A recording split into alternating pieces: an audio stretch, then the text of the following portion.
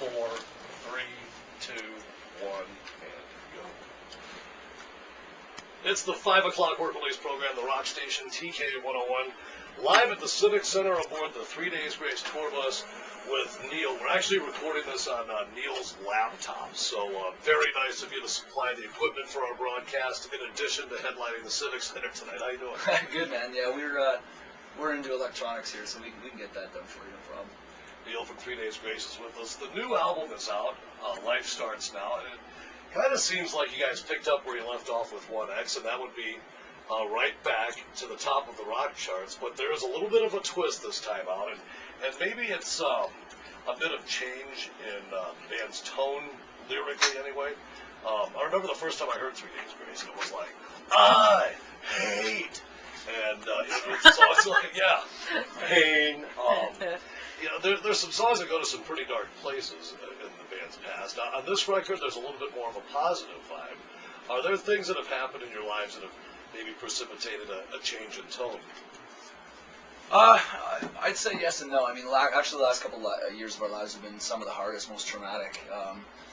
So I don't think the new record is any more optimistic, but I think that there's a little bit more hope in it because, just with dealing what we have, which is dealing with, people in our family getting sick and having to confront death on a few levels and stuff like that, it makes you redefine what life is. And so sometimes I think it takes kind of hitting really the hardest times in your life to realize that at a certain point you just get dealt a hand of cards, and all you can do is either play the cards or you're out.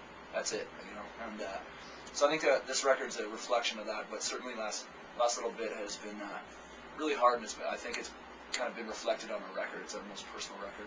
But I mean, what hasn't changed is that we write about real things in our lives and in the lives of people around us. Neil from 3 Days Grace is with us.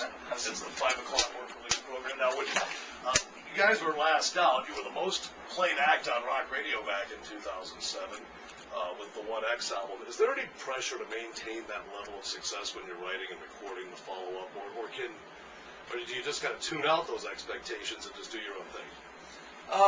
We've never really sort of let outside pressure really affect us. I think part of that is because we've been a band for so long that we really have a true vision within the band, within our close-knit circle of guys, how we want 3 Days Grace to be and how we want to be represented. And, so we've always really stayed true to ourselves in that way. And it's important to us to demonstrate things like, the fact that we're a real band. We can get up on stage and deliver live, and a record that we make is a reflection of what we do as a real band. And everything comes from a genuine place with us. And so that's really what's important to us, is continuing to show people that, in a world of there's so much contrived stuff out there. There's a lot of, even reality TV and so many artists and stuff that aren't the real deal. It doesn't come from a real place, and it's put together, and it's, it's kind of mechanical. I think, I hope that people are looking for something real, now more than ever. I think people are, and that's what's important. All this sort of success and like numbers and statistics aren't as important. We don't focus on that. It's great to see, this record surfacing on such a huge level, but it's important to us to just kind of keep grounded and show people that we're a real band. TK101 live from the Civic Center with 3 Days Grace. Neil from the band is here with us, here on the tour bus, getting set for what's going to be a fun night tonight. So the 3 Days Grace grew out of a cover band called Groundswell, from what I understand, and you playing together way back in 1992, and I hear that the band at that point played classic rock songs. So we want some titles, some of your favorite classic rock songs that you guys played as Groundswell. Well, first of all, we weren't technically like a cover band in the way that people think. Like, we were 14-year-old kids that would play anything we could possibly learn, playing, and we play it on any stage we could play on. We played like field parties and hay wagons and stuff like that. But I think. And then I had a K car, Plymouth Reliant, with a gutted out tent trailer. Oh yeah, cream color with a No Fear sticker in the back. That's what I'm talking about. And we put a trailer hitch on it and like a gutted out tent trailer and loaded it up. And we used to go into Ontario cottage country and play these these weekend bar gigs, and that's when we have to bust out the 3 hours of music with like 2 intermissions and a lot. a lot of stuff we grew up on. You know, we grew up on Zeppelin and Sabbath and Pink Floyd and you know, like even you know, like John Fogerty and CCR and all those bands, Van Halen, and we just, where we grew up, that was it. It was a classic rock station, and so you guys weren't playing Girls Just Want to Have Fun by Cyndi Lauper or anything? Hell no. Time after time by Cyndi Lauper is a badass song. And you know what? One of my favorite bands was her backing band on that first record, the Hooters. That's the first time I've ever heard somebody say, you know what my favorite band is of all time is Cyndi Lauper's backup. I don't think I've ever heard that, but that's cool. The new album was recorded in the Olympic city of Vancouver, from what I understand, which from watching the Olympics just looks like a fantastic place. Every time we've chatted with you guys over the years, the subject of the band's Canadian heritage is a topic, and you guys must be mighty pleased with the results of the Olympics men's hockey gold medal game last night. Is hockey in the game last night as significant to you as it seems to be for the rest of Canada? It was a life-changing experience. It felt like it anyways. No, like, it's a huge deal for us. Hockey is a big part of our culture, a big part of our lives. We all play. We're all huge fans.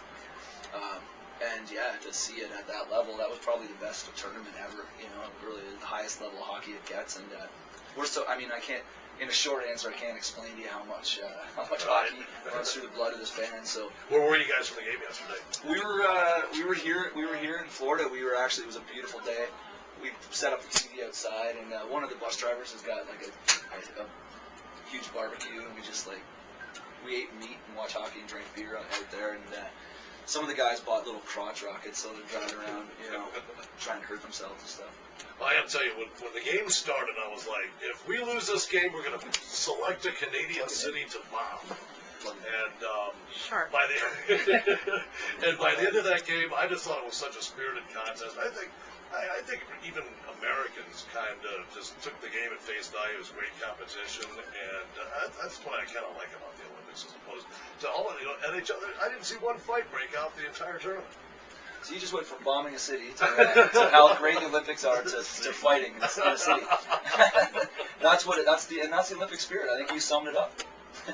So during the closing ceremony last night, Canada was represented musically by artists like Michael Bublé and Avril Lavigne, and I was thinking, why not 3 Days Grace and maybe Rush? And especially since you hear a lot of 3 Days Grace songs at sporting events like the X Games, and I'm hearing that we'll be hearing a good dose of the new single "The Good Life" on the ACC basketball tournament that's coming up here later this month. Do you write songs with possibilities of things like that in mind, or does the music seem taken out of context when you see it used as a theme for events like that? Yeah, I mean, it really depends. It's cool to have, if it is used for something like that, which we tend to be kind of a little bit apprehensive on, just because we don't like to sell ourselves short on stuff like that, you know. But for the ACC tournament, I mean, I just love the energy of basketball, and we saw it on, you know, it was quite a trip to hear break on the Super Bowl. It was a pretty awesome moment for us. And I bet on the Saints, so I knew it was mine. But yeah, I mean, I guess, you know, that maybe it's just the pairing was a little off. Maybe Michael Bublé is a little more fitting for things like curling and biathlon and figure skating and stuff like that. Emphasis on bi. And then basketball. You said it, not me. I think it's more, the energy is there for us, and football and stuff, and it's cool, you know. It's decent. You already wait to see what it looks like on the tournament.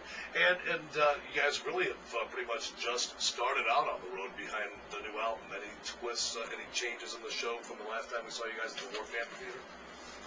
Well, we definitely like to fit as many lights as we possibly can into the trucks, and we still like to blast stuff on stage and that. So I think the seizure factor's gone up by a factor of 2 or 3.